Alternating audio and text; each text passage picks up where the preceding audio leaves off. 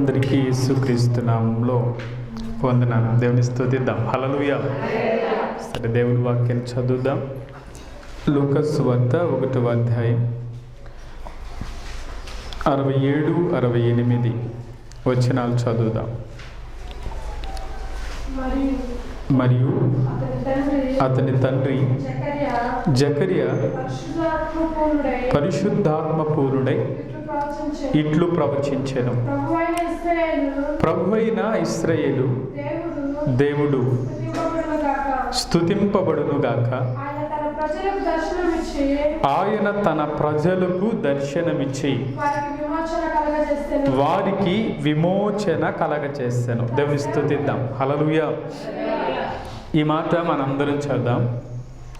ఆయన తన ప్రజలకు దర్శనమిచ్చి వారికి విమోచన కలగచేసెను.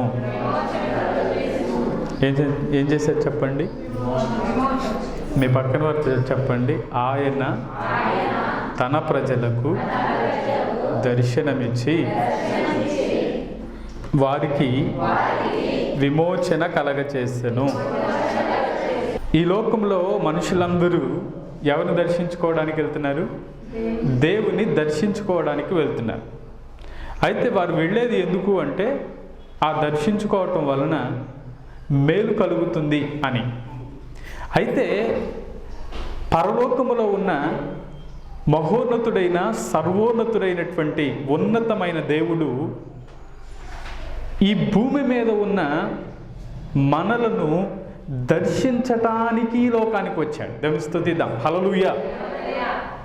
కొంతమంది ఏమో దేవుని దర్శించుకోవాలని వెళ్తున్నారు, కానీ ఆ దేవాతి దేవుడు ఎక్కడికి వచ్చాడంటే మనలను దర్శించటానికి ఆయన ఈ లోకానికి ఆయన రావాల్సి వచ్చింది.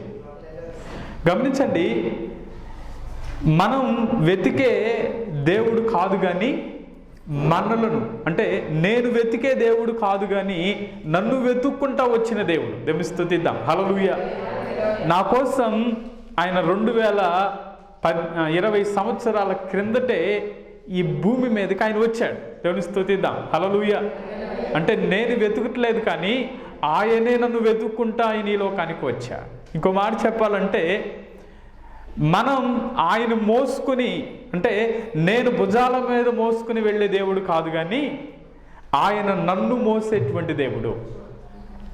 అంత మాత్రమే కాదు, ఈ మాటను బట్టి మనం ఏం చెప్పాలి అంటే మన భారాన్ని ఆయన మోస్తూ ఉన్నాడు. మన పాప భారాన్ని కానీ ఆయన మోయడానికి ఈ లోకానికి వచ్చాడు అని చెప్పాలి.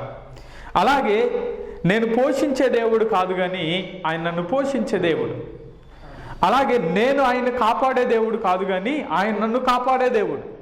ఇంకో మాట చెప్పాలంటే నేను మాట్లాడితే వినలేని దేవుడు కాదు, ఆయన మనతో మాట్లాడే దేవుడు. దేవుని స్తుతిద్దాం. హల్లెలూయా.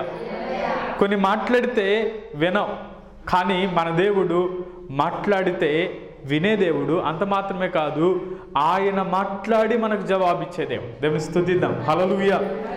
కాబట్టి ఈరోజు దర్శనమిచ్చి వారికి విమోచన కలగచేస్తాడు. మన దేవుడు దర్శించే దేవుడు. దర్శనమిచ్చి వారికి విమోచన కలగచేస్తా ఉన్నాడు. మన జీవితాల్లో ఆ మాటలు అన్నాడు, తన ప్రజలకు, అంటే ఆయన తన ప్రజలకు, ఆయన అంటే యేసుక్రీస్తు వారు తన ప్రజలకు, ఎవరైతే తన ప్రజలుగా దేవుడు ఏర్పాటు చేసుకున్నాడో ఆ ప్రజలకు ఆయన ఏం చేస్తాడంటే దర్శనమిస్తాడు. దర్శనం ఇవ్వటమే కాకుండా వారికి విమోచన కలగచేస్తాడు. అంటే విమోచించటం అంటే బంధకాల్లో ఉన్నటువంటి వ్యక్తులను విడిపించటం, సమస్యల్లో ఉన్న వ్యక్తులను విడిపించటం, వారికున్న బంధకాలు, వారికున్న కట్లు, వారికున్న అవిధేయతలు, వాటన్నిటి నుండి ఆయన విమోచన కలగ చేయడానికి లోకానికి వచ్చాడు. దేవుని స్తుతిద్దాం. హల్లెలూయా. అందుకనే దావీదు ఈ విధంగా ప్రార్థన చేస్తాడు. 106వ కీర్తన 5వ వాక్యాన్ని చదివితే ఆయన నీ స్వాస్యమైన వారితో కూడి కొనియాడునట్లు నీ ప్రజల యందు నీకున్న దయ చొప్పున నన్ను జ్ఞాపకమునకు తెచ్చుకొనుము, నాకు దర్శనమిచ్చి నన్ను రక్షింపుము అంట. చాలండి. ఈ మాటలో ఏమంటున్నాడంటే నీ స్వాస్యమైన వారితో కూడి కొనియాడునట్లు, ఆయన స్వాస్యమైన ఆ ప్రజలతో కలిసి మనం కొనియాడునట్లు ఆయన అంటున్నటువంటి మాట, నీ ప్రజల యందు నీకున్న దయ చొప్పున నన్ను జ్ఞాపకం చేసుకోమని చెప్తూ ఆయన అంటున్నటువంటి మాట, నాకు దర్శనమిచ్చి నన్ను రక్షించు అంటున్నాడు. ఇది దావీదు ప్రార్థన. ఏమని ప్రార్థిస్తున్నాడు? నువ్వు నాకు దర్శనమిచ్చి నన్ను రక్షించయ్యా. ఈరోజు దేవుడు మనల్ని దర్శించకుండా మనం దేవుడి సన్నిధిలోనికి రాలేదు.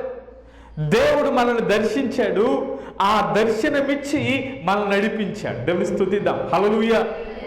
ఒక మాట చెప్పాలి అంటే యేసయ్య దగ్గరకు వచ్చిన ప్రతి ఒక్కరి జీవితంలో ఏమని జ్ఞాపకం చేసుకుంటారంటే నేను పాపిని అని గ్రహించగలుగుతాడు. అంత మాత్రమే కాదు, నేను పాపిని అని గ్రహించి నాలో ఉన్న ఆ పాపాన్ని క్షమించగలిగినటువంటి ఒక పరిశుద్ధుడు ఉన్నాడు. ఆ పరిశుద్ధుడు నాకు కావాలి అని ఆ రక్షకుని ఏం చేస్తున్నారంటే విశ్వసిస్తా ఉన్నారు. దేవుని స్తుతిద్దాం. హల్లెలూయా. అందుకనే యేసయ్య దగ్గరకు వచ్చిన తర్వాత పాపాలు కడగబడాలి అంటే ఆ వ్యక్తికి ఏం అవసరం? పరిశుద్ధమైన రక్తం అవసరం. ఆ పరిశుద్ధమైన రక్తం ఎవరు చిందించారు అంటే యేసయ్య మన కొరకు చిందించాడు. దేవుని స్తుతిద్దాం. హల్లెలూయా. ఎవరైతే నేను పాపిని అని ఒప్పుకుంటారో వారు ఏం చేయబడుతున్నారంట? పాపిని అని ఒప్పుకున్నటువంటి వాడు ఏం చేయబడతాడంటే రక్షింపబడుతున్నాడు. దేవుని స్తుతిద్దాం. హల్లెలూయా. ఒకవేళ పాపమును ఒప్పుకోకుండా, ఒక పాపిని అని ఒప్పుకోకుండా ఆ పాపముల కోసమే ఆయన పరిశుద్ధమైన రక్తాన్ని చిందించాడు. ఆ చిందించిన ఆ రక్తమే నా పాపానంతటిని కడిగింది అన్న నిశ్చయత నీలోనికి రాకపోతే నీవు ఇంకా రక్షింపబడలేదు అని అర్థం. నా పాపాలు క్షమించడానికే ఆయన ఈ లోకానికి వచ్చాడు అన్న నిశ్చయత నీలో కలగ చేసేది ఎవరు అంటే పరిశుద్ధాత్మదేవుడు. దేవుని స్తుతిద్దాం. హల్లెలూయా. ఒక వ్యక్తి పాపిని అని ఒప్పుకున్నాడు అంటే అక్కడ దేవుని యొక్క దర్శనం వారికి కలిగింది అని మనం జ్ఞాపకం చేసుకోవాలి. ఎప్పుడైతే పాపములు ఒప్పింపబడుతున్నాయి అంటే దేవుడు ఆ వ్యక్తిని దర్శిస్తున్నాడు. దేవుడు ఆ వ్యక్తిని దర్శించి ఆ పాపములు క్షమించి ఆ వ్యక్తికి రక్షణ కలగ చేస్తా ఉన్నాడు. దేవుని స్తుతిద్దాం. హల్లెలూయా. దేవుని మాటలో అసలు దేవుడు ఎవరిని దర్శిస్తాడు? దేవుడు ఎవరిని దర్శిస్తాడు? ఒకసారి చదవండి. కీర్తన భాగంలోనే 32వ కీర్తన 6వ వాక్యం చదవండి. 32వ కీర్తన 6వ వాక్యంలో, కావున నీ దర్శన కాలమందు భక్తి గల వారందరూ నిన్ను ప్రార్థన చేయుదురు అంట. ఈ కీర్తన ఎవరు రాస్తున్నారంటే దావీదే రాస్తా ఉన్నాడు. ఏమన్నాడు?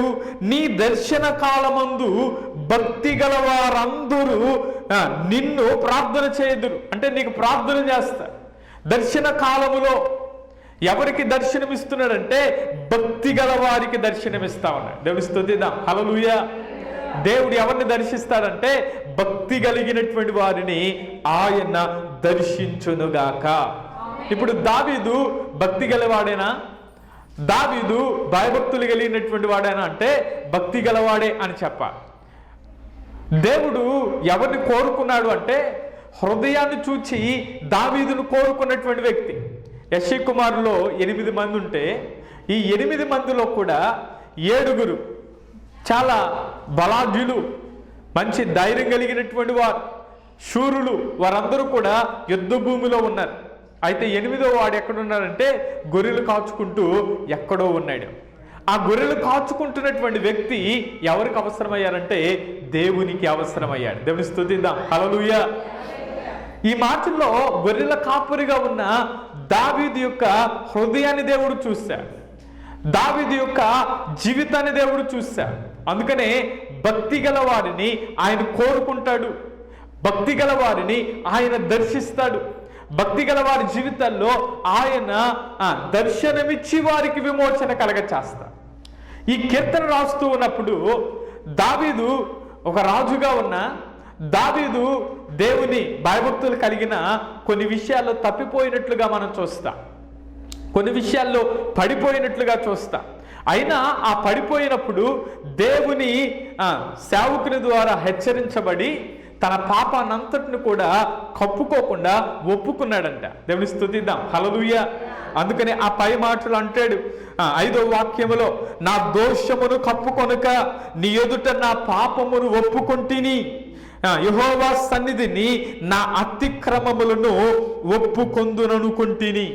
దేవుని సన్నిధికి వెళ్ళి అయ్యా నేను చేసిన పాపాలన్నిటినీ ఒప్పుకుంటున్నానయ్యా అని అనుకున్నాడంట. అంత మాత్రమే కాదు, ఆయన ప్రార్థనలో నా దోషాలన్నిటినీ కప్పుకోలేదు. నేనేం చేశానంటే నా పాపాలన్నిటినీ నీ ఎదుట ఒప్పుకున్నాను అన్నాడు.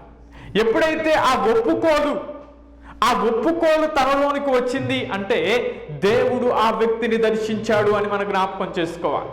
అందుకనే దావీదును దేవుడు దర్శించడానికి, అందుకని ఆ మాటలు అంటాడు, నీ దర్శన కాలమందు భయభక్తులు భక్తి గల వారందరూ నిన్ను గూర్చి ఏం చేస్తారంటే ప్రార్థన చేస్తారు. ఇప్పుడు దావీదు కప్పుకోలేదు, ఒప్పుకున్నాడు. ఒప్పుకున్న కారణం చేత దావీదుని దేవుడు ఘనపరిచాడు. దేవుని స్తుతిద్దాం, హల్లెలూయా. దావీదుని దేవుడు దర్శించాడు. దావీదుని దేవుడు దర్శించి రక్షించి ఒక ఉన్నతమైన స్థానములో దేవుడు నిలబెట్టాడు. కారణం ఏంటంటే దావీదు తన పాపాలన్నిటినీ ఒప్పుకున్నాడు, విడిచిపెట్టాడు. ఎప్పుడైతే మన జీవితాల్లో కూడా దేవుని మాటల చేత దర్శించబడుతున్నప్పుడు మనం ఒప్పుకొని వాటిని విడిచిపెట్టి పరిశుద్ధంగా మనం ఎప్పుడైతే ముందుకు సాగుతామో అప్పుడు దేవుడు మనలను బలపరుచునుగాక. అందుకనే దేవుడు ఎవరిని దర్శిస్తాడు అంటే భక్తి గల వారిని దర్శిస్తాడు. రెండవ మాట ఎవరిని దర్శిస్తాడు అంటే ఒకసారి చదవండి, యెషయా గ్రంథం 64వ అధ్యాయం 5వ వాక్యం చదువుదాం. యెషయా గ్రంథం 64వ అధ్యాయం 5వ వాక్యం. నీ మార్గములను బట్టి నిన్ను జ్ఞాపకము చేసుకొనుచు సంతోషముగా నీతిని అనుసరించు వారిని నీవు దర్శించుచున్నావు. చాలు, ఈ మాటలు అంటున్నాడు, సంతోషముగా నీతిని అనుసరించే వారిని నీవు దర్శించుచున్నావు. ఎవరైతే నీతిని అనుసరిస్తూ ఉంటారో, ఎవరైతే ఆ నీతిని అనుసరించి నడుచుకోవడానికి ఇష్టపడతా ఉంటారో వారిని దేవుడు ఏం చేస్తున్నాడంటే నేను దర్శిస్తున్నాను అంటున్నాడు. ఇప్పుడు నీతి గల వారిని దేవుడు చూస్తాడు. జలప్రలయం రాకముందు ఎంతమంది ఉన్నారు కదా, ఈ ప్రపంచంలో ఎంతో మంది ఉంటే ఒక నోవాహు ఒక్కడే దేవునికి నీతిమంతుడిగా కనపడ్డాడు. అందుకనే నోవాహు కుటుంబాన్ని కాపాడడానికి గల కారణం ఏంటంటే నీతి గలవానిగా జీవించాడు కాబట్టి నీతి గలవారిని ఆయన దర్శించునుగాక. ఈరోజు మన జీవితాల్లో కూడా నీతిని అనుసరించి నడవగలిగితే, నీతిని అనుసరించి మనం నడుస్తూ ఉన్నప్పుడు ఆయన మనకు దర్శనమిచ్చి మన జీవితాలను సంతోషముగా చేయునుగాక. అందుకని దావీదైతే ఒకసారి రాస్తా అంటాడు, ఏమంటాడంటే నేనైతే నీతి గలవాడనై నీ ముఖ దర్శనాన్ని చేస్తాను అంటే నీతి లేకపోతే దేవుని దర్శించలేమా? నీతి లేకపోతే దేవుని చూడలేమా? నీతి లేకపోతే మనం దేవుని దగ్గరికి వెళ్ళలేమా? హృదయ శుద్ధి గల వారు ధన్యులు, వారు దేవుని చూస్తారు. అంటే హృదయ శుద్ధి లేకపోతే మనం దేవుని చూడలేము. అందుకనే మన జీవితాల్లో అందరితో పరిశుద్ధతయు అందరితో సమాధానం కలిగి ఉండండి అంటే మనలో పరిశుద్ధతను బట్టే మనం దేవుని చూడగలము. పరిశుద్ధత లేకపోతే మనం దేవుని చూడలేం. కాబట్టి ఈరోజు నీ హృదయము శుద్ధి కావాలి. అందుకని అంటాడు, హృదయ శుద్ధి గల వారు ధన్యులు, వారు దేవుణ్ణి చూస్తారు. ఇప్పుడు నేనైతే నీతి గలవాడనై నీ ముఖ దర్శనాన్ని చేస్తాను అంటున్నాడు. కాబట్టి నీతి గలవారు దేవుని చూడగలరు. నీతి గలవారు దేవుడే వారిని దర్శిస్తారు. కాబట్టి ఈరోజు దేవుడు మనకు దర్శనం ఇవ్వాలి అంటే మనలో ఏముండాలంటే భయభక్తులు కలిగి ఉండాలి. అలాగే మనలో ఏముండాలంటే నీతి గలవారిగా నీతిని అనుసరిస్తూ మనం నడవగలిగితే ఆయన మనలను దర్శించునుగాక. ఇప్పుడు దాకా ఎవరిని దర్శిస్తాడో చెప్పాను. ఇప్పుడు దేవుడు మనల్ని ఎప్పుడు దర్శిస్తాడు? దేవుడు ఎప్పుడు దర్శిస్తాడు? ఆయన దర్శించడానికి ఒక సమయం ఉండిద్దా? చెప్పండి. దేవుడు దర్శించడానికి ఒక సమయం అనేది ఉండిద్దా? దేవుడు ఎప్పుడైనా దర్శించవచ్చు. అయితే నీవు దేవునికి సమర్పించుకొని, నీవు ప్రతిష్ఠించుకొని, ప్రభువా నేను నీ సన్నిధిలో గడుపుతానని నీవు దేవుని సన్నిధిలో ప్రతిష్ఠించుకొని నీ సమయాన్ని దేవునికి ఇవ్వగలిగితే ఆయన నిన్ను దర్శించునుగాక.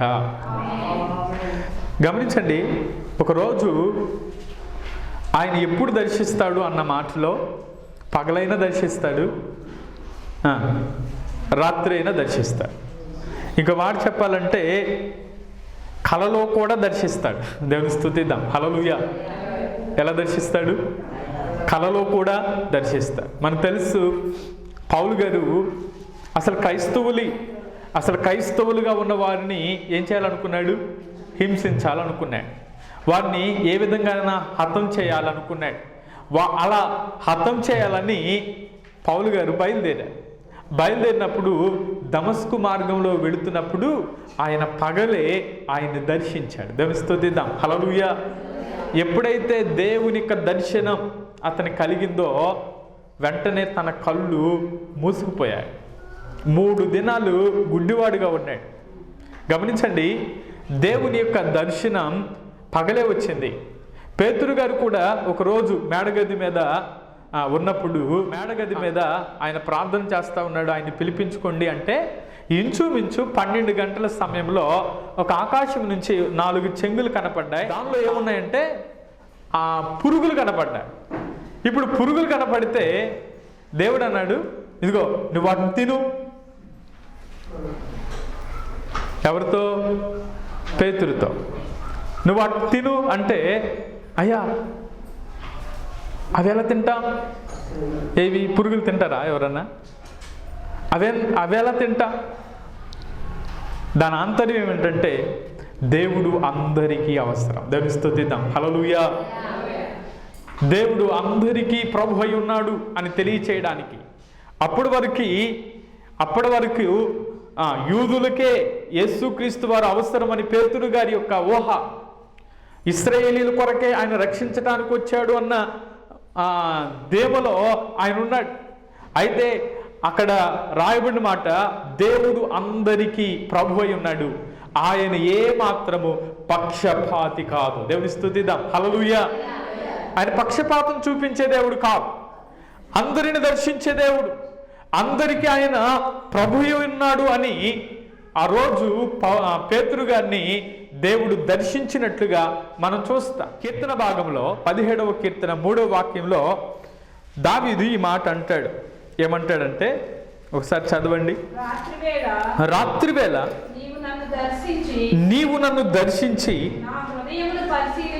నా హృదయమును పరిశీలించితివి, నన్ను పరిశోధించితివి, నీకు ఏ దురాలోచనయు కానరాలేదు. దేవుని స్తుతిద్దాం. హల్లెలూయా.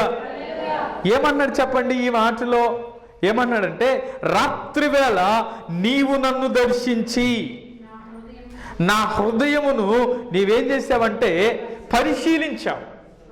దేవుడు ఒకవేళ రాత్రివేళ మన హృదయాన్ని చూస్తే, దేవుడు పరిశీలిస్తే ఆ హృదయములో ఏం కనపడకూడదంటే దురాలోచనలు కనపడకూడదు. దేవుని స్తుతిద్దాం. హల్లెలూయా. ఏ ఆలోచనలు కనపడాలి? మంచి ఆలోచనలు కనపడాలి. ఇప్పుడు ఒక వ్యక్తి దురాలోచనలు ఎప్పుడు తెలుసా? పగలు చేయడు. దురాలోచనలు ఎప్పుడు చేస్తారు చెప్పండి? రాత్రే చేస్తారు. ఒక వ్యక్తిని చంపాలనుకుని పగలు చంపుతారా? ఎప్పుడు చంపుతారు? సహజంగా ఏదైనా ప్లాన్ చేస్తే ఎప్పుడు ప్లాన్ చేస్తారంటే నైట్ వారిని చంపేద్దామన్న దురాలోచనలన్నీ కూడా. అందుకనే రాత్రి మన ఆలోచనలు ఎలా ఉండాలంటున్నాడంటే, నువ్వు నన్ను పరిశోధించావు, నువ్వు నన్ను పరిశీలించావు, పరిశీలించిన నా హృదయంలో ఏం కనపడలేదంటున్నాడు, ఏ దురాలోచన కనబడలేదు అంట. కాబట్టి దేవుడు మనం పరిశీలిస్తున్నప్పుడు, దేవుడు మనం చూస్తున్నప్పుడు మనలో ఏం కనపడకూడదంటే దురాలోచన కనబడకుండునుగాక. అందుకనే దేవుడు ఎప్పుడు దర్శిస్తాడు అన్న మాటలో, ఆయన పగలైనా దర్శించగలడు, అలాగే రాత్రైనా దర్శించగలడు. ఇంకో మాట చెప్పాలంటే కలలో కూడా దర్శిస్తాడు. సంఖ్యాకాండం 12వ అధ్యాయం 6వ వాక్యం చదవండి. సంఖ్యాకాండం 12వ అధ్యాయం 6వ వాక్యం. వారిద్దరూ రాగా ఆయన నా మాటలు వినుడి, మీలో ప్రవక్త ఉండిన ఎడల యెహోవానగు నేను దర్శనమిచ్చి అతడు నన్ను తెలుసుకొనున్నట్లు కలలో అతనితో మాట్లాడుదును. చాలు, ఈ మాటలో కలలో నేను అతనితో మాట్లాడతాను. ఏమిచ్చాడంట? దర్శనమిచ్చి. ఎవరికి? యెహోవానగు నేను దర్శనమిచ్చి అతడు నన్ను తెలుసుకొనున్నట్లు కలలో నేను అతనితో మాట్లాడతాను. ఇక్కడ జరుగుతున్నటువంటి సందర్భం ఏంటంటే, అక్కడికి ఇద్దరు వచ్చారు. ఆ ఇద్దరులో ఎవరెవరు ఉన్నారంటే అహరోను మిరియాములు వచ్చారు. అహరోను మిరియాములు వచ్చి దేవుని సన్నిధిలో నిలబడినప్పుడు దేవుడు మాట్లాడుతున్నాడు, నా మాటలు వినండి, మీలో ప్రవక్త ఉండిన ఎడల. మీలో ప్రవక్త ఎవరు అంటే మోషే. మోషేకి నేను ఎలా దర్శనమిస్తాను అంటున్నాడంటే కలలో నేను అతనితో మాట్లాడతాను అంటున్నాడు. అంటే ఎలా మాట్లాడతాడు? ఆయన పగలు మాట్లాడగలడు, అలాగే ఆయన రాత్రి దర్శించగలడు. అంత మాత్రమే కాదు, ఆయన కలలో కూడా దర్శించగలడు. కలల ద్వారా ఆయన దర్శనమిచ్చి వారితో మాట్లాడునుగాక. ఆయన పగలైనా రాత్రైనా కలలోనైనా, ఇంకో మాట చెప్పాలంటే ఆయన వెతికే వారికే కాదు, వెతకని వారికి కూడా దొరుకుతాడు. ఎవరు దొరుకుతారు? వెతికే వారికి కాదు, వెతకని వారికి కూడా దొరికే దేవుడు. ఎలా వెతకని వారికి ఎలా దొరుకుతాడు అంటే, దేవుని మీద ఎవరైతే క్రూరంగా ప్రవర్తిస్తూ ఉంటారో, ఎవరైతే దేవునికి వ్యతిరేకంగా జీవించే వారి జీవితాల్లో కూడా దేవుడు ఒక గొప్ప కార్యం చేయగలడు. దేవుని స్తుతిద్దాం, హల్లెలూయా. ఆ సందర్భాన్ని సౌలు గారితో మనం చెప్పుకోవచ్చు. సౌలుగా ఉన్నప్పుడు, పౌలుగా కాకముందు సౌలుగా ఉన్నప్పుడు అసలు క్రైస్తవుల్ని హింసించుదాం అని బయలుదేరిన సౌలుని దేవుడు దర్శించలేదా? దర్శించాడు. ఈనాడు కూడా అనేక మంది దేవుని హేళన చేస్తూ, లేకపోతే దేవుని దూషిస్తూ, దేవుని వ్యతిరేకించిన వారి జీవితాల్లో కూడా దేవుని దగ్గరకు వచ్చే విధంగా దేవుడు చేస్తూ ఉంటాడు. దేవుని స్తుతిద్దాం, హల్లెలూయా. ఈరోజు ఎప్పుడు దర్శనమిస్తాడంటే పగలైనా రాత్రైనా కలలోనైనా ఏ సమయంలోనైనా ఆయన దర్శనమిచ్చి వారితో మాట్లాడునుగాక. సరే, దేవుడు అసలు మనకి ఎందుకు దర్శనమిస్తాడు? ఇప్పుడు యేసుక్రీస్తు వారు 2020 సంవత్సరాల క్రిందట ఈ లోకానికి ఆయన వచ్చాడు. ఆయన ఎందుకు వచ్చాడు? ఆయన దర్శించటానికి. ఆయన ఉన్నతమైన దేవుడు కదా, ఆయన మహాగణుడు, మహోన్నతుడు కదా, ఆయన పరలోక పట్టణంలో ఉండవలసిన ఆయన కదా. పరలోకములో ఉన్న ఆ ఉన్నతమైన దేవుడు ఈ భూమి మీదకి ఎందుకు దర్శించవలసి వచ్చింది? ఎందుకు దర్శించడానికి వచ్చాడంటే రక్షించడానికి. దేవుని స్తుతిద్దాం, హల్లెలూయా. అందుకని నశించిన దాన్ని వెతికి రక్షించడానికి మనుష్య కుమారుడు ఈ లోకానికి వచ్చాడు. దేవుని స్తుతిద్దాం, హల్లెలూయా. నశించిపోతున్న వారిని రక్షించటానికే ఆయన ఈ లోకానికి రావలసి వచ్చింది. అందుకని ఇందాక దావీదు అన్నాడు కదా, ఏమని ప్రార్థన చేస్తా ఉన్నాడు? నాకు దర్శనమిచ్చి నన్ను రక్షించు. ఈరోజు ఎవరైతే దేవుని దగ్గరకు వచ్చి అయ్యా నన్ను రక్షించు అని అడుగుతారో వారందరినీ ఆయన రక్షించటానికి సమర్థుడు. దేవుని స్తుతిద్దాం, హల్లెలూయా. ఆయన కొంతమందిని రక్షించి కొంతమందిని విడిచిపెట్టే దేవుడు కాదు. కారణం ఏంటంటే ఆయన దగ్గరకు వచ్చే వారిని ఆయన త్రోసివేసే దేవుడు కాదు. ఆయన దగ్గరకు వచ్చి ఆయన యందు విశ్వాసం ఉంచితే, ఆయన యందు నమ్మిక ఉంచితే ఆయన వారి జీవితాల్లో గొప్ప కార్యాలు చేయునుగాక. ఇప్పుడు దేవుడు ఎందుకు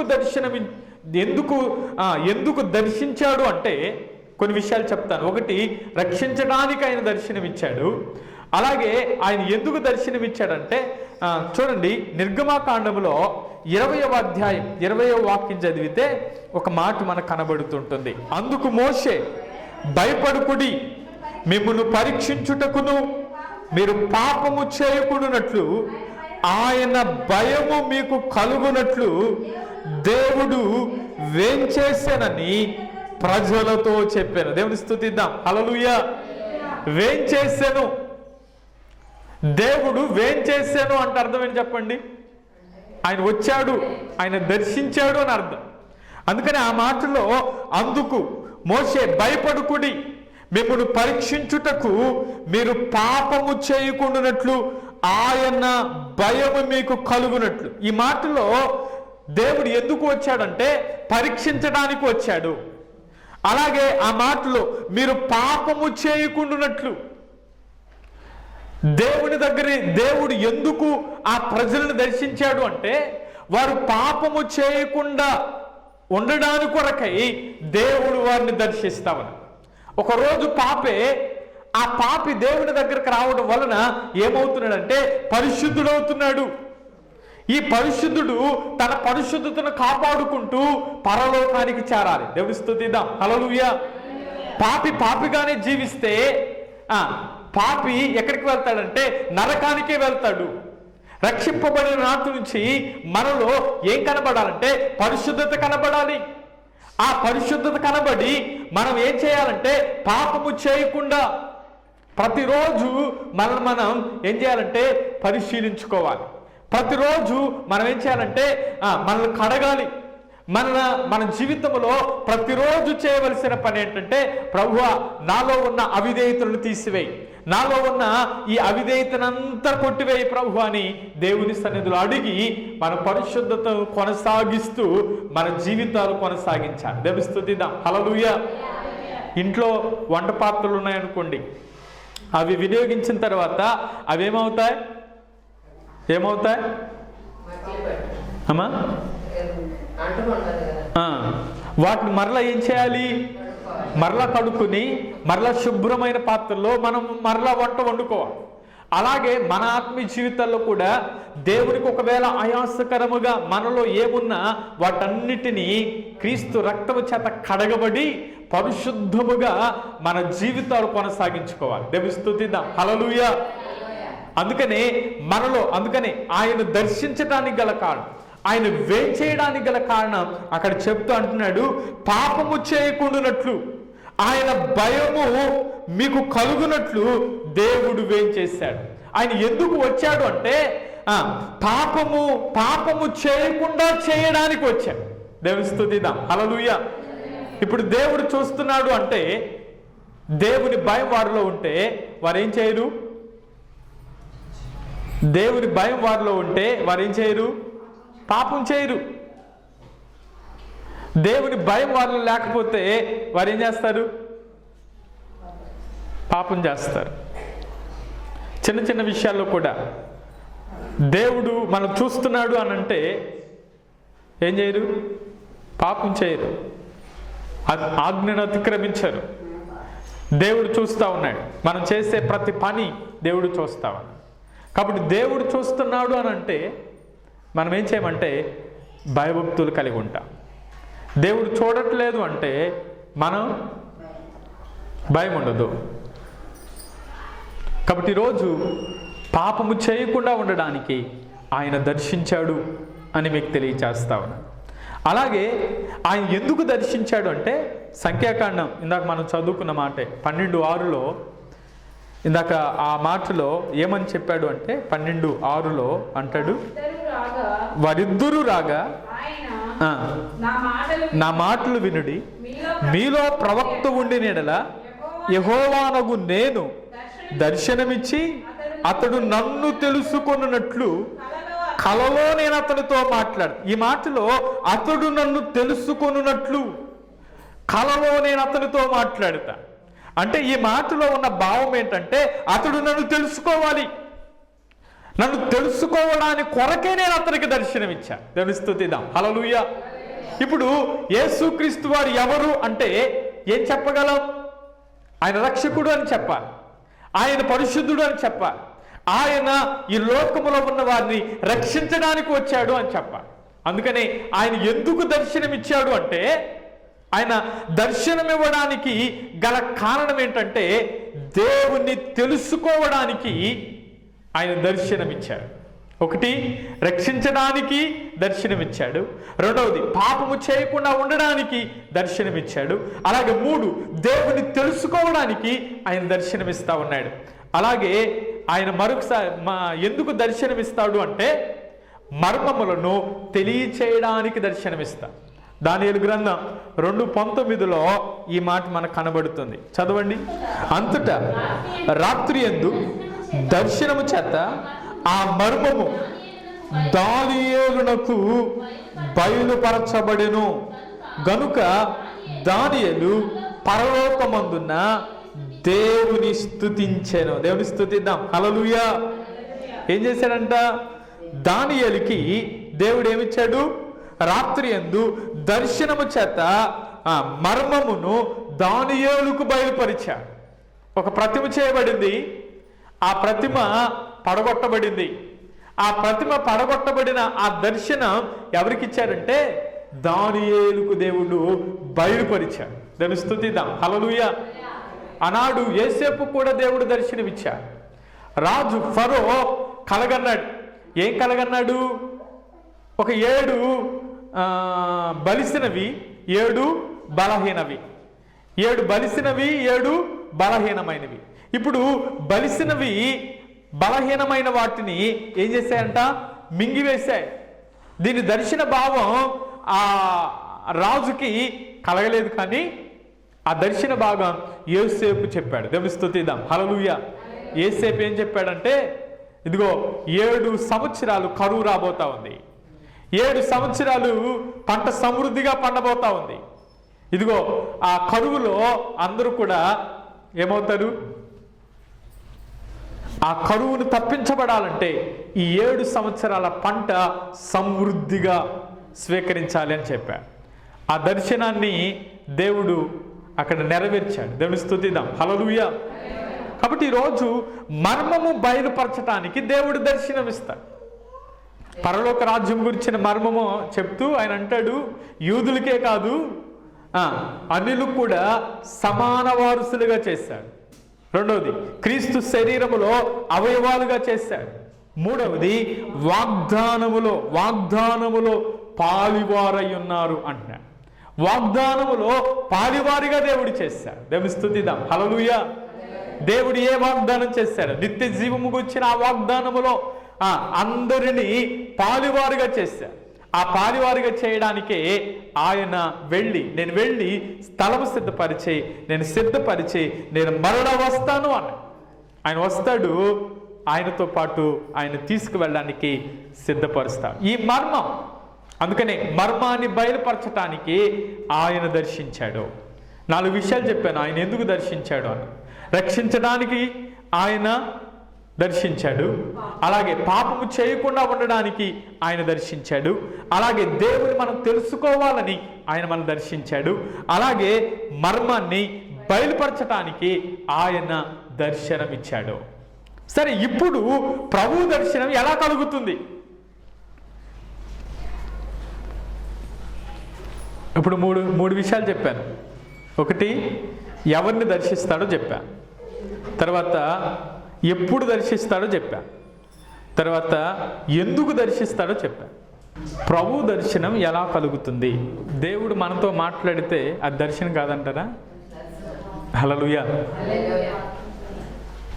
ఆదికాండం చదవండి. ఆదికాండం 15వ అధ్యాయం 1వ వాక్యం. ఈ మాటలో అబ్రాహాము దగ్గరికి ఏ దర్శనం వచ్చిందంట? వాక్య దర్శనం వచ్చింది. దేవుని స్తుతిద్దాం. హల్లెలూయా. ఇప్పుడున్న రోజుల్లో దేవుడు తన వాక్యాన్ని పంపి వారిని బాగు చేయునుగాక. వాక్యం మన దగ్గరకు వస్తుందంటే ఆ వాక్యము మనల్ని దర్శిస్తుంది. ఈరోజు దేవుని సన్నిధిలో ఉన్న మనం, దేవుడు మనతో ఏదో ఒక మాటతో మాట్లాడుతున్నాడు. ఆ వాక్య దర్శనం మనకు అవసరం.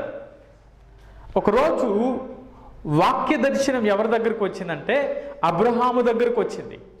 అబ్రహాము దగ్గరకు వచ్చి భయపడకుము, నేను నీకు కేడెము, నీ బహుమానము అత్యధికమవుతుంది అని చెప్పి అబ్రహామును దేవుడు ధైర్యపరిచాడు. ఎప్పుడైతే ఆ వాక్య దర్శనం అతడు పొందుకున్నాడో దేవుడు ఆ వాక్య దర్శనం ద్వారా అతని జీవితంలో ఆ మాటల ద్వారా ఎవరిని అబ్రాహామును బలపరిచినట్లుగా మనం చూస్తాం. అలాగే ఈరోజు మనతో దేవుడు మాట్లాడుతున్న ప్రతి మాట మనలను ధైర్యపరుచునుగాక. ఈరోజు దేవుని మాట ద్వారా మనం బలం పొందుకుందుముగాక. కాబట్టి దేవుడు మనతో మాట్లాడతాడు. ఒకసారి సమూయేలు కూడా చాలా పిల్లవాడుగా ఉన్నాడు, చిన్నవాడుగా ఉన్నాడు. ఎక్కడ? ఏలీ దగ్గర పరిచర్య చేస్తూ ఉన్నాడు. ఆ పరిచర్య చేస్తూ ఉన్నప్పుడు ఒకరోజు రాత్రి పనుకుని ఉన్నారు. రాత్రి నిద్రపోతూ ఉన్నప్పుడు సమూయేలు అని ఒక పిలుపు వినపడింది. ఆ పిలుపు విన్నప్పుడు ఒకవేళ ఏలీ యాజకుడు పిలిచాడేమో అని చెప్పి, నాయనా నన్ను పిలిచావా అని అన్నాడు. అయ్యా నేను పిలవలేదు, పనుకో అన్నాడు. ఆ పిల్లవాడు వెళ్ళి పనుకున్నాడు. మరలా రెండోసారి సమూయేలు అని పిలిచాడు. వెంటనే మరలా వచ్చి పిలిచావా అంటే నేను పిలవలేదయ్యా, నువ్వు పనుకో అన్నాడు. ఇప్పుడు ఏలీకి అర్థమైంది తండ్రి అయిన దేవుడు సమూయేలును పిలుస్తున్నాడు అని. ఈ 2 సార్లు అయిపోయిన తర్వాత 3వ సారి వచ్చినప్పుడు, సమూయేలు ఒకవేళ నిన్ను పిలిస్తే నీ దాసుడు ఆలకించుచున్నాడు అని చెప్పు అన్నాడు. ఎప్పుడైతే ఆ చిన్న బిడ్డ వెళ్ళి పనుకున్నాడు, సమూయేలు అని పిలవగానే అప్పుడు నీ దాసుడు ఆలకించుచున్నాడు అని చెప్పాడు. దాన్ని స్తుతిద్దాం. హల్లెలూయా. ఎప్పుడైతే ఈ ఆలకిస్తున్నాడు అన్న ఆలోచన తనలోకి వచ్చిందో దేవుడు తనతో మాట్లాడాడు. దేవుని స్తుతిద్దాం. హల్లెలూయా. ఆ విషయాలు ఎవరి గురించి మాట్లాడారో ఏలీ కుమారుల గురించి మాట్లాడారు. ఏలీ కుమారుల గురించే మాటలు మరలా ఒకవేళ యాజకుడైన ఏలీకి చెబితే ఒకవేళ భయపడతారేమో, ఏలీ ఏమన్నా చేస్తాడేమో అని చెప్పి ఈయన సందేహంగా ఉన్న ఏలీ అంటాడు, నువ్వు భయపడొద్దు, దేవుడు నీతో ఏ మాట చెప్పాడో అదే చెప్పు అంటాడు. దేవుని స్తుతిద్దాం. హల్లెలూయా. కాబట్టి ఈరోజు మనం ఆలకించగలిగితే, ఆలకించే స్వభావం ఉంటే దేవుడు మనతో మాట్లాడునుగాక. వినాలన్న ఆసక్తి, దేవుని మాటలు వినాలన్న ఆసక్తితో మనం వస్తే ఆయన మాటలు మనం మోసుకుని వెళ్తాం. దేవుని స్తుతిద్దాం. హల్లెలూయా. ఒకవేళ మనలో ఆశ ఉంటే, నీవు ఆశ కలిగి దేవుని సన్నిధికి వస్తే నీ ఆశను దేవుడు తీర్చునుగాక. నీ ఆశ గల ప్రాణాన్ని ఆయన తృప్తిపరుచునుగాక. కాబట్టి ఈరోజు మనం వినాలన్న ఆసక్తి మనలో ఉంటే ఆయన మనతో మాట్లాడి బలపరుస్తాడు. సరే, ఒకటి వాక్య దర్శనం. ఈ రోజుల్లో దర్శనం ఎలా కలుగుతుందంటే వాక్య దర్శనం. వాక్యాన్ని దేవుడు మనతో మాట్లాడి ఆ మాటల ద్వారా మనలను దర్శించునుగాక.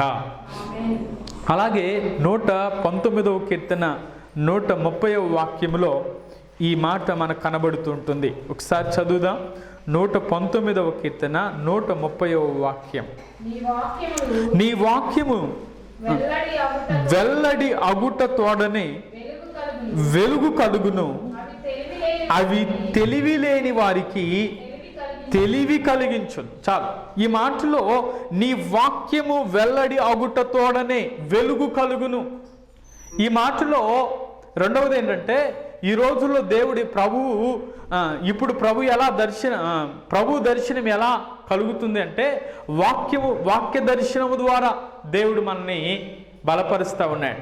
అలాగే నీ వాక్యము వెల్లడి అగుటతోడనే వెలుగు కలుగును అంటే వెలుగు దర్శనం. ఈ వెలుగు దర్శనం అంటే అర్థం ఏంటంటే వాక్యమే. మనకు తెలుసు యోహాను సువార్త మొదటి అధ్యాయంలో అంటాడు కదా, ఆది యందు వాక్యముండెను, వాక్యము దేవుని యొద్ద ఉండెను, వాక్యమే తర్వాత సమస్తమును ఆయన మూలముగా కలిగెను, కలిగి ఉన్నదేది ఆయన లేకుండా కలగలేదు, ఆయనలో జీవముండెను, ఆ జీవము మనుషులకు వెలుగై ఉండెను, ఆ వెలుగు చీకటిలో ప్రకాశించుచున్నది కానీ దాన్ని గ్రహింపకుండెను అంట. ఈ మాటలో ఏమంటాడంటే, ఆయనలో జీవముండెను, ఆ జీవము మనుషులకు వెలుగై ఉండెను.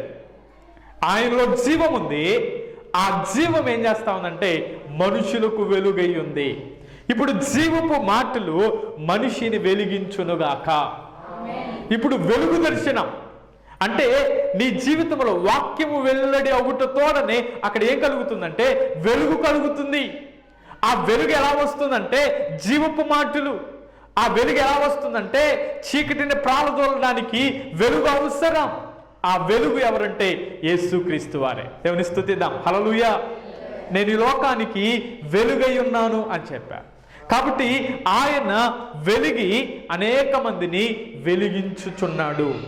మనం కూడా చీకటి నుంచి అంటే పాపము నుంచి వేరై మన పవిత్రంగా పరిశుద్ధంగా జీవిస్తున్నప్పుడు మనము కూడా వెలుగు సంబంధుల వలె ఉంటాం. ఆ వెలుగు సంబంధుల వలె వెలిగింపబడి అనేక మందిని వెలిగించాలని దేవుడు కోరుకుంటాడు. అందుకని ఆ వెలుగు ప్రకాశించుచున్నది. కాబట్టి దేవుడి వాక్యం మనలో ప్రకాశించునుగాక. తర్వాత ఆయన ముఖదర్శనం. ఇక్కడ 5 విషయాలు చెప్తాను, జాగ్రత్త వినండి. 1 వాక్య దర్శన, 2వది వెలుగు దర్శన, 3వది ముఖ దర్శనం. ముఖ దర్శనం అంటే దేవుని ముఖమును మాత్రమే ముఖాముఖిగా చూడటం. ఇది ముఖ దర్శనం. ఇప్పుడు దేవుని ముఖాముఖిగా చూచిన వారు ఎవరైనా ఉన్నారా? ఈ లోకంలో దేవుని ముఖాముఖిగా చూసి జీవించగలరా? మోషే కూడా తన వెనక భాగాన్ని చూశాడు కానీ ముఖాముఖిగా చూడలేదు. అందుకని దావీదైతే అంటాడు, నేనైతే నీ నీతి గలవాడినై నీ ముఖ దర్శనాన్ని చేస్తాను అంటాడు. కాబట్టి దేవుని చూడాలి అంటే మనలో నీతి ఉండాలి. ఇందాక చెప్పాను కదా, పరిశుద్ధత లేకుండా ఎవరు ప్రభువుని చూడరు. హృదయ శుద్ధి గల వారు ధన్యులు, వారు దేవుని చూస్తారు. కాబట్టి మోషే దేవుని వెనుక భాగాన చూశాడు అంటే దేవునికి అత్యంత ప్రియుడుగా ఉన్నాడు కాబట్టి ఆ మాటలు అంటాడు, ఆయన దేవుని చూచిన తర్వాత అంట ఆయన ముఖము కూడా ప్రకాశించింది. దేవుని స్తుతిద్దాం. హల్లెలూయా. ఆయన సీనాయి పర్వతం మీద 40 దినాలు ఉపవాసం ఉండి దేవుని ఆజ్ఞలు పొందుకుని ఆయన కిందకు వస్తూ ఉంటే ఆయన ముఖాన్ని కిందున్న ప్రజలు చూడలేకపోయారు. అంటే ఆయన ప్రకాశమానమైనటువంటి ఆ యొక్క తేజస్సు కలిగిన ఆ ముఖాన్ని దేవుడిచ్చాడు. అందుకనే ముఖ దర్శనం చేయటం, మనం ముఖాముఖిగా దేవునితో మాట్లాడడానికి దేవుని సన్నిధి ఉంది. దేవుని సన్నిధిలో మనం ప్రార్థిస్తున్నప్పుడు దేవునితోనే మనం మాట్లాడతాం. దేవుని స్తుతిద్దాం. హల్లెలూయా. అందుకని దావీదు అన్నట్లుగా, నేనైతే నీతి గలవాడినై నీ ముఖ దర్శనాన్ని చేస్తాను. కాబట్టి నీతి గలవారే ఆయన దర్శించుకోగలరు. కాబట్టి మన జీవితాల్లో తప్పకుండా మనం ఏం చేయాలంటే దేవుని ముఖ దర్శనం చేసేవారిగా, దేవుని సన్నిధిలో ప్రార్థించేవారిగా మనం ఉందుముగాక. తర్వాత అరుణోదయ దర్శనం. అరుణోదయ దర్శనం అంటే చెప్పండి, ఉదయకాలం. ఈ అరుణోదయమున ఆయన మనం దర్శించాలి. యెషయా గ్రంథం 60వ అధ్యాయం మొదటి వాక్యం చదవండి. యెషయా గ్రంథం 60వ అధ్యాయం మొదటి వాక్యం. నీకు వెలుగు వచ్చి ఉన్నది, లెమ్ము తేజరిల్లుము, యెహోవా మహిమ నీ మీద ఉదయించును. మూడవ వచనం జనములు నీ వెలుగునకు వచ్చెదరు, రాజులు నీ ఉదయకాంతికి వచ్చెదరు. దాన్ని స్తుతిద్దాం. హల్లెలూయా. ఈ మాటలో జనములు నీ వెలుగునకు వచ్చెదరు, రాజులు నీ ఉదయకాంతికి వచ్చేది. ఉదయకాంతి అంటే అరుణోదయ దర్శనం. ఈ మాటను బట్టి యేసయ్య బెత్లెహేములో పుట్టినప్పుడు ఆయన చూడడానికి తూర్పు దేశం నుంచి జ్ఞానులు వచ్చారు. ఈ తూర్పు దేశపు జ్ఞానులు 2 సంవత్సరాలు ఎత్తుక్కుంటూ వచ్చారు. దేవుని స్తుతిద్దాం. హల్లెలూయా. ఆ ఇంటిలోనికి వెళ్ళి అత్యానందభరితులై వారు ఏం చేశారంటే సాగిలపడి వారు తెచ్చిన ఆ కానుకలు సమర్పించి వారు దేవుని మహింపరుస్తూ వెళ్ళిపోయారు. దేవుని స్తుతిద్దాం. హల్లెలూయా. ఈ మాటలో జ్ఞానులు వచ్చి ఆరాధించడం కనబడతాం. అరుణోదయ దర్శనం అంటే ఆయన ఉదయకాంతికి వచ్చారు. వారు ఏం చేశారంటే ఆరాధించటానికి వచ్చారు. వారు సాగిలపడ్డారు, వారు సమర్పించారు. అలాగే దేవుని మహిమపరుస్తూ వేరొక దారిని వెళ్ళినట్లుగా మనం చూస్తాం. కాబట్టి ఈ మాటలో అరుణోదయ దర్శనం. చివరిది స్వరూప దర్శనం. స్వరూప దర్శనం అంటే ఆయన రూపాన్ని చూడటమే స్వరూప దర్శనం. దేవుని స్తుతిద్దాం. హల్లెలూయా. సరే, ఎవరైనా ఆయన స్వరూపాన్ని చూసారా? ఎవరైనా చూడగలరా? ఆయన స్వరూపాన్ని ఎలా చూశారు? దానియేలు గ్రంథంలో 10వ అధ్యాయం 5వ వాక్యం చదవండి. ఒక దర్శనాన్ని చూస్తూ ఉంటే కనులెత్తి చూడగానే నారబట్టులు ధరించుకున్న ఒకడు కనబడ్డాడు. అయితే అతని నడుమున మేలిమి బంగారు కట్టుకొని ఉన్నాడు. రక్తవర్ణపు రాతి వంటిది అతని శరీరం. ఇది దర్శనం. దీని నెరవేర్పు ఎక్కడ చూస్తామంటే ప్రకటన గ్రంథంలో చూస్తాం. చదవండి. ప్రకటన గ్రంథం 1వ అధ్యాయం 10వ వాక్యం 13వ వాక్యం నుంచి. 7 సువర్ణ దీపస్తంభములను, ఆ దీపస్తంభముల మధ్య మనుషు కుమారుని పోలిన ఒకరిని చూచి తిని, ఆయన తన పాదముల మట్టుకు దిగుచున్న వస్త్రములు ధరించుకొని రొమ్మునకు బంగారు దట్టి కట్టుకుని ఉండెను. ఆయన తలయు తల వెంట్రుకలను తెల్లని ఉన్నిని పోలినదై హిమమంత ధవళముగా ఉండెను. ఆయన నేత్రములు అగ్ని జ్వాలల వలె ఉండెను. దేవుని స్తుతిద్దాం. హల్లెలూయా. తర్వాత ఆయన పాదములు కొలిమిలో పొట్టము వేయబడిన మెరయుచున్న అపరంజితో సమానమై ఉండెను. ఆయన కంఠస్వరము విస్తార జల ప్రవాహముల ధ్వని వలె ఉండెను. ఆయన తన కుడి చేత 7 నక్షత్రములు పట్టుకుండే ఉండెను. ఆయన నోట నుండి 2 అంచెల గల వాడి అయిన ఖడ్గమొకటి వెడలుచుండెను.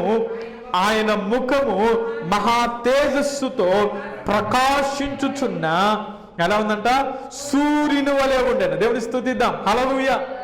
మహా తేజస్సుతో ప్రకాశించుచున్న ఒక సూర్యుని వలె ఉంది. ఈ దర్శనం ఎవరు చూస్తున్నారంటే యోహాను చూస్తా ఉంటే అక్కడ రాయబడిన మాటలు తెల్లని ఉన్ని పోలి ఒక బంగారు దట్టి, ఇవన్నీ కూడా హిమమంత ఆయన నేత్రాలంట అగ్ని జ్వాలల వలె ఉన్నాయంట. ఆయన ముఖము, ఆయన యొక్క తేజస్సు, ఆయన ముఖము, ఆయన తేజస్సు ప్రకాశించుచున్న ఒక సూర్యుని వలె ఉన్నది. ఇది స్వరూపంగా ఆయన దర్శనములు చూస్తాం. అంటే ఈరోజు ఆయన దర్శనము చూస్తా ఉన్నాడు. ఆయన్ని ఒకరోజు ఆ పరలోకములో ముఖాముఖిగా చూసే కృపను దేవుడిస్తాడు. దేవుని స్తుతిద్దాం. హల్లెలూయా. గమనించండి. ఆ ధవళముతో, ఆ మహా తేజస్సుతో అక్కడ ఏమున్నదంటే ఆకలి లేని రాజ్యం, అక్కడ చీకటి లేని రాజ్యం. ఆ 1000 ఏండ్ల పరిపాలనలో ఆయనతో ఉండాలి అంటే మనం ఏం కావాలంటే దేవుని వైపు చూడాలి. దేవుని స్తుతిద్దాం. హల్లెలూయా. కాబట్టి ఆయన ఎలా దర్శిస్తున్నాడంటే వాక్యము ద్వారా దేవుడు మనల్ని దర్శిస్తాడు. ఈరోజు వాక్యమై ఉన్నటువంటి దేవుని దగ్గరికి మనం వచ్చాం.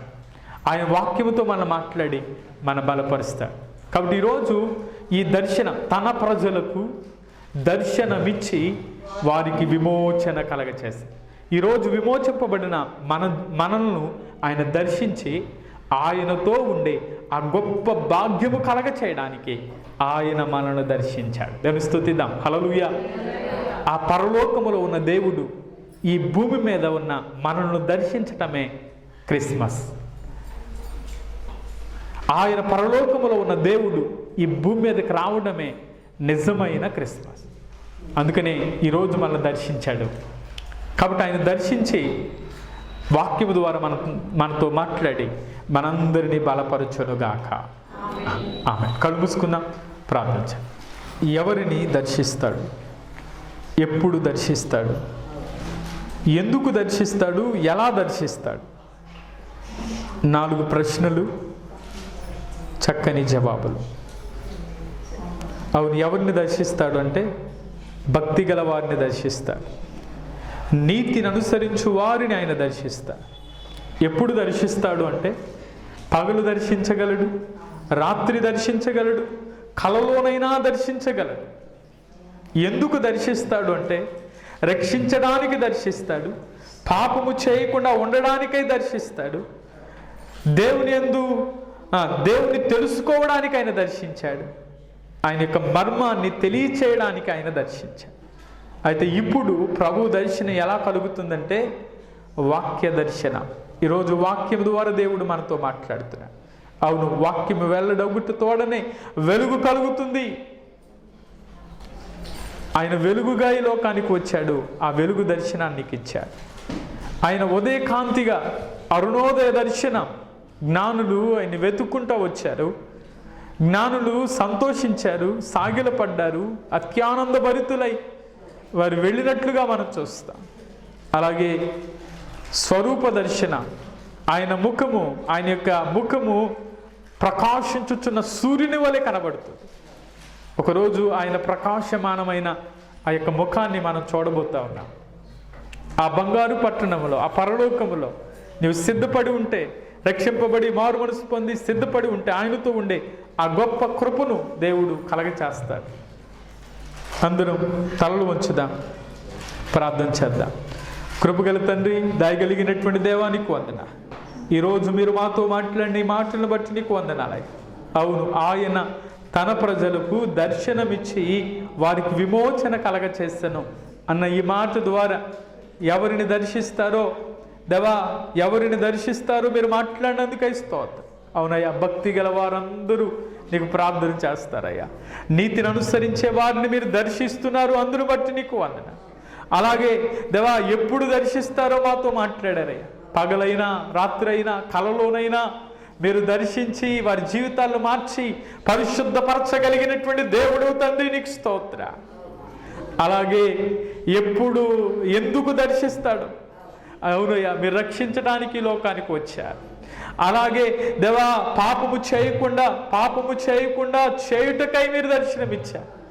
దేవా, దేవుని తెలుసుకోవాలని మీరు దర్శనమిచ్చారు. ఈ మర్మములను తెలియచేయడానికి దర్శనమిచ్చారు కదా. ఈరోజు మమ్మల్ని కూడా మీరు దర్శిస్తున్నందుకై స్తోత్రమయ్యా.